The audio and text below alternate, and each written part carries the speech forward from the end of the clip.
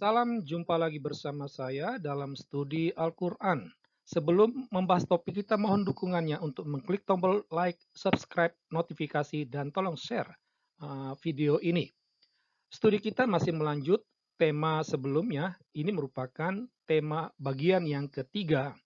Kita mempertanyakan benarkah Al-Quran itu wahyu Allah? Ya, uh, untuk menjawab pertanyaan ini kita berangkat dari keyakinan umat Islam, ya. Itu. Umat Islam sangat yakin bahwa Allahnya itu maha baik, Allahnya itu maha pengampun, Allah itu maha adil, ya. Ini keyakinan Islam, ya. Dan keyakinan ini harus dihormati, ya. Kenapa, ya? Dasar dasar dari keyakinan Islam ini, ya, adalah Al-Quran, ya, yang diyakini, yang dipercaya sebagai wahyu Allah. Nah, jadi Allah Maha Baik, Allah Maha Pengampun, Allah Maha Adil itu tertulis dalam Al-Quran. Apa yang tertulis itu merupakan kata-kata Allah sendiri. Karena itulah, ya, umat Islam yakin Allah itu Maha Baik, Allah itu Maha Pengampun dan Maha Adil. Ya, nah, mengapa umat Islam begitu yakin? Ya, alasannya karena umat Islam percaya Allah itu Maha Benar, Allah tak mungkin berbohong. Gitu, ya. Nah, ini logika Islam, ya. Jadi alasan mengapa mereka yakin Allah itu baik, Maha Pengampun dan Maha Adil karena tertulis dalam Al-Quran, dan apa yang tertulis itu benar karena Allah itu Maha Benar, Allah tidak mungkin berbohong. Nah, untuk mempertanyakan benarkah Al-Quran itu wahyu Allah, kita akan mempertanyakan dasar keyakinan Islam itu sendiri, ya.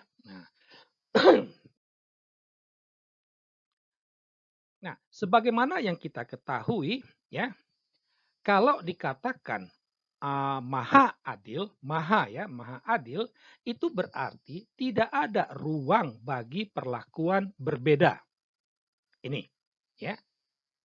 Kalau dikatakan maha adil, berarti tidak ada ruang bagi perlakuan yang berbeda. Semuanya itu sama, ya, di mata Tuhan itu sama, sesuai dengan haknya juga, ya.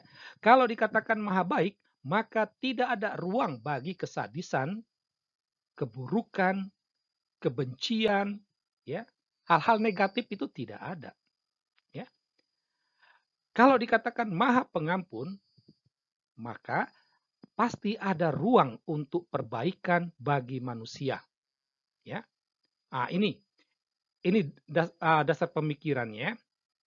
Kalau dikatakan maha adil berarti tidak ada ruang bagi perlakuan berbeda. Baik berarti tidak ada kesadisan, keburukan, kebencian. Ya. Nah, berangkat dari sini, kalau kita melihat, ya, melihat fakta yang ada dalam Al-Quran, maka kita harus katakan Allah tidak adil, Allah tidak baik, dan bukanlah seorang pengampun. Mengapa? Dasar keyakinan ini ada dalam Al-Quran. Ya. Karena tertulis dalam Al-Quran itu tampak, meski tidak dikatakan, ya, tapi tampak Allah itu tidak adil, tidak baik, dan bukanlah pengampun. Karena apa? Karena dalam Al-Quran ada perintah untuk membenci, memusuhi, membunuh orang kafir. Ada perlakuan berbeda. Ya.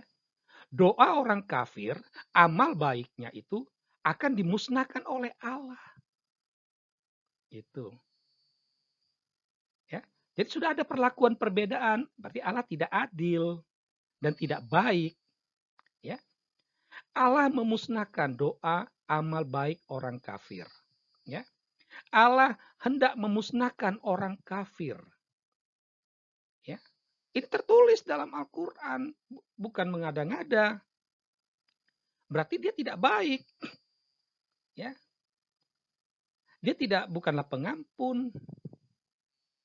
Ya. Allah penyebab bencana, penyakit, kematian, dan hal buruk lainnya. Tertulis. bahwa segala bencana alam, penyakit itu karena kalau tidak Allah kehendaki, semua itu tidak akan terjadi. Karena Allah menghendaki, maka terjadilah banjir, terjadilah bencana alam, terjadilah kecelakaan. Berarti Allah itu buruk, ya. Itu ya. Ini semua ada dalam Al-Quran. Nah, jadi kita bisa katakan bahwa sadisme, terorisme, radikalisme, intoleransi ini melekat dengan wajah Islam, ya. Dan wajah Islam ini mendapat pendasarannya pada Al-Qur'an, ya. Pada Al-Qur'an. Karena Al-Qur'an adalah pusat spiritualitas, pusat iman Islam. Sadisme, terorisme, radikalisme, intoleransi itu melekat pada wajah Islam. Nah, sadisme, terorisme, radikalisme, intoleransi ini bertentangan dengan keyakinan Islam itu sendiri bahwa Allah itu maha baik, Allah itu maha adil, Allah itu maha pengampun, bertentangan. Ya.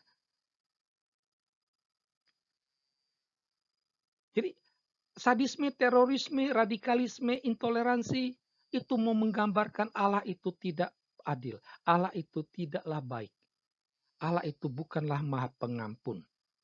Nah, berangkat dari semua ini, ya, kita bisa bertanya, sungguhkah Al-Quran itu wahyu Allah? Nah, demikianlah studi kita kali ini. Semoga mendatangkan pencerahan bagi Anda. Sekian dan terima kasih.